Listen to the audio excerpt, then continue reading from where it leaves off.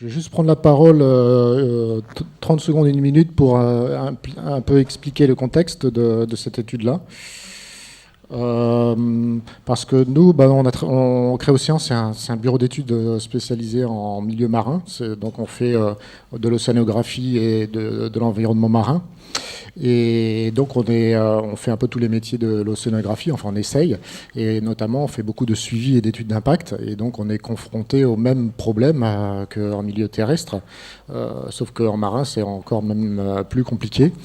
Et comme on fait beaucoup d'études d'impact, on est intéressé à avoir des outils qui fonctionnent, et non seulement au niveau des mesures ERC, mais aussi on travaille pas mal en restauration des milieux, et donc ça nous intéressait de voir un peu quels outils on pouvait avoir aussi pour compenser.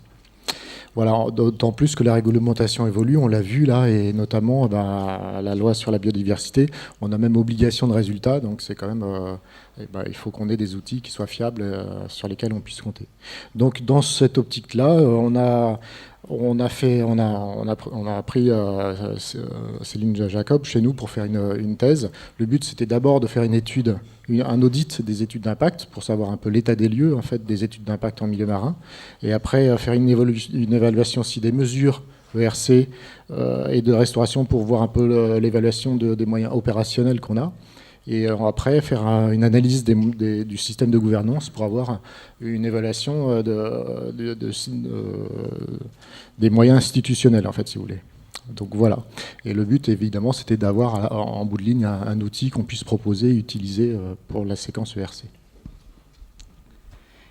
Donc juste pour quelques mots de contexte, en fait, on a peu parlé du milieu marin pendant ces 2 jours. Donc je voulais juste préciser qu'on a une économie maritime avec des tendances assez fortes d'augmentation des activités. Alors des activités qui peuvent être historiques, comme le tourisme côtier ou les activités portuaires, mais il y a aussi d'autres activités économiques qui vont se développer, qui sont en cours de développement actuellement. Donc les énergies marines renouvelables, et d'autres types d'activités comme tout ce qui va être exploitation de nodules polymétalliques en haute mer.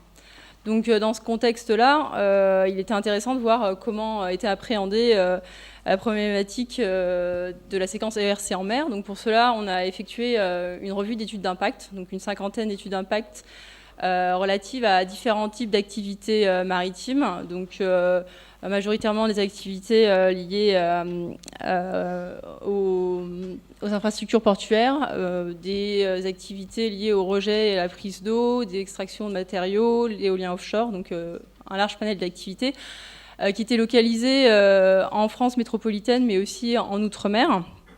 Et on a essayé d'analyser ces études d'impact à l'aide d'indicateurs qui ont été développés dans le cadre de politiques environnementales européennes, donc la DCSMM, qui est la Directive 4 Stratégie pour le milieu marin, qui est le pendant environnemental de la politique maritime européenne, et qui est le pendant marin aussi de la DCE.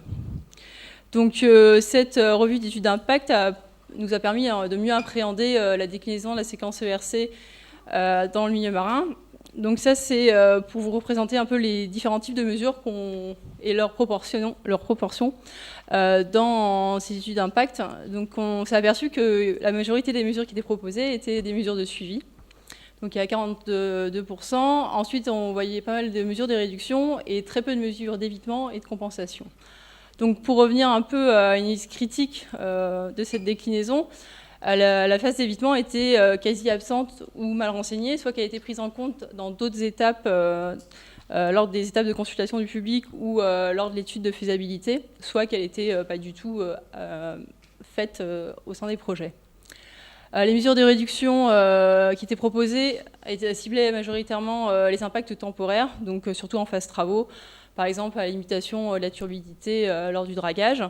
Mais ces mesures-là nécessitent un contrôle par les services de l'État pour, quand on dépasse un certain seuil, les travaux de dragage devraient être arrêtés. Et comme les conséquences économiques pour les entreprises qui interviennent sont assez importantes, ces mesures-là ne sont pas forcément mises en place. Et comme non contrôlées, on n'a pas forcément des mesures effectives. Concernant la compensation, donc on s'est aperçu que ce n'était pas forcément la dernière étape de cette séquence ERC. qu'elle concernait des projets qui étaient postérieurs à 2009. Donc ça, c'est, comme on l'a vu pendant ces 2 jours, c'est largement dû aux évolutions réglementaires récentes. Une caractéristique qui est aussi partagée avec la compensation sur les écosystèmes terrestres, c'est qu'elle concerne uniquement les espèces protégées. Donc voilà, constat partagé, et un dimensionnement qui est quasi absent. Donc, on s'est aperçu que, aussi, quelque chose qui a été mentionné aujourd'hui, c'est que le terme de significativité est un concept assez flou. Donc, c'est pour ça qu'on a tendance à compenser ces espèces qui sont protégées. Et ce concept flou, en particulier dans le milieu marin, permet en fait une compensation qui a plutôt tendance à cibler des activités socio-économiques au détriment de la compensation de biodiversité. Je voulais juste mentionner aussi que l'excès de mesures de suivi dans le milieu marin venait compenser un manque de connaissances bien souvent, et qu'on avait aussi une problématique assez importante qui est l'évaluation des impacts cumulés, qui est certes obligatoire, mais qui est fait souvent de façon assez superficielle, puisqu'on regarde juste le chevauchement spatio-temporel des pressions, et donc qui ne permet pas forcément d'appréhender toutes les pressions dans le milieu marin qui sont bien souvent diffuses. En termes de solutions de compensation, juste à titre illustratif, parce que c'est pas forcément au fait des pratiques actuelles, donc on a des techniques de restauration et d'ingénierie écologique qui ciblent particulièrement les espèces ingénieurs, type herbiers, coraux et macroalgues. On a aussi des mesures de gestion qui peuvent être dites mesures de restauration passive. Donc on va essayer d'enlever des pressions existantes dans le milieu. Si on a du chalutage illégal, on va pouvoir mettre en place des mesures de protection. Pour éviter les impacts des mouillages forains, on va mettre en place des mouillages écologiques à proximité des herbiers pour que ceux-ci soient préservés. Et une spécificité du milieu marin, c'est les mesures de suivi et d'acquisition de connaissances qui peuvent être proposées comme mesures compensatoires au vu du manque de connaissances sur le milieu marin. On a aussi des mesures, comme je l'ai dit tout à l'heure, qui ont plutôt tendance à compenser les pertes socio-économiques et donc les mesures qui ciblent plutôt les acteurs. Par exemple, du reprofilage de plages dans des régions touristiques. Donc, une problématique assez prégnante, bon, pas forcément que dans le milieu marin, comme on a pu le voir, c'est comment définir les gains de compensation. Et donc, c'est particulièrement un exercice difficile dans le cadre de la mise en place de techniques de restauration qui nécessitent la définition de standards d'efficacité écologique assez clairs. Donc en fait, une des limitations de la bonne mise en place des mesures compensatoires dans le milieu marin, qui a été donc illustrée par cette revue d'études d'impact, et aussi mentionnée par les nombreux acteurs qui travaillent autour de ces questions-là, était l'absence de méthodes de compensation, de méthodes d'évaluation des pertes et des gains. Et donc on a essayé de développer une méthode opérationnelle, donc vu le cadre de cette thèse CIFRE, qui en fait s'appuie sur une évaluation semi-quantitative de l'état et des fonctionnalités des écosystèmes aux différentes étapes du projet. Donc, ils sont basés à la fois sur les indicateurs qui émanent de politiques environnementales existantes. Donc, j'ai parlé de la DCSMM, mais on peut aussi se baser sur des indicateurs liés à l'état de conservation des habitats Natura 2000. On a aussi voulu se baser sur des données qui étaient disponibles dans les études d'impact pour le point de vue opérationnalité. Et donc, parmi les nombreuses méthodes qui existent actuellement pour évaluer la compensation, et en particulier aux États-Unis, on a voulu développer notre méthode sur la base d'une analyse multicritère, donc qui s'inspire largement de la méthode UMAM, qui a été développée en Floride pour les impacts ex ante sur les zones humides, mais qui est aussi utilisée pour les petits fonds côtiers. Donc ça, c'est un aspect important de la méthode, c'est l'aspect multicritère, mais on a aussi voulu rendre compte de la temporalité. Et donc on s'est inspiré d'une méthode HEA qui est utilisée toujours aux États-Unis, qui est développée par la NOAA pour évaluer les besoins de compensation dans le cadre des impacts accidentels, en particulier les marées noires. Donc ça permet d'utiliser un facteur d'actualisation qui permet de rendre compte la préférence des acteurs pour des projets compensatoires présents plutôt que pour de la restauration différée. Donc cette méthode MITIMED, en fait, elle s'est basée sur 3 catégories d'indicateurs. Donc sur la structure physico-chimique de l'écosystème, la structure biologique. Donc là, on a voulu, pour le début de l'opérationnalité de la méthode, on a voulu utiliser des écosystèmes qu'on trouvait particulièrement en Méditerranée, donc herbiers, substrats rocheux et petits fonds côtiers. Et on a pris en compte aussi les fonctions écologiques de l'écosystème. Donc un aspect important, c'est qu'on voulait vraiment rendre compte de l'intemporalité dans cette méthode, d'où l'intérêt de pouvoir noter les critères aux différents stades du projet, donc état initial, pendant les travaux, durant le fonctionnement, mais aussi après le démantèlement, en particulier dans le cadre de développement des éoliennes offshore. Donc on a aussi intégré dans la méthode un critère sur l'incertitude de la technique qu'on va utiliser et qui va pouvoir générer des gains écologiques. Et aussi, on a intégré un coefficient permettant de prendre en compte un indice d'enjeu environnemental pour certaines communautés.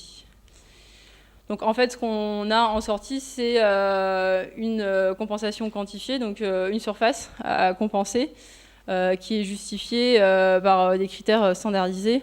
Donc là, c'était juste à titre illustratif, on a fait tourner la méthode sur un cas fictif d'extension portuaire, donc avec une destruction d'un herbier.